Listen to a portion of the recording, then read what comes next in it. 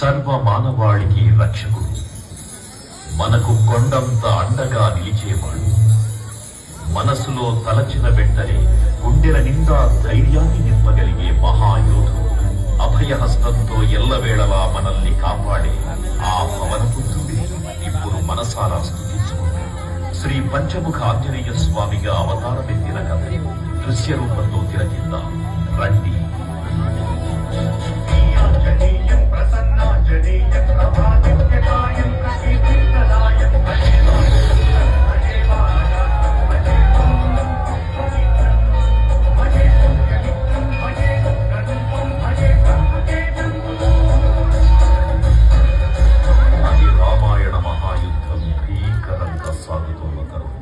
శ్రీరామచంద్రుని సారథ్యం వానర సైన్యంతో విజృంభిస్తూ లక్ష్మణ స్వామి తనతో పోరాటం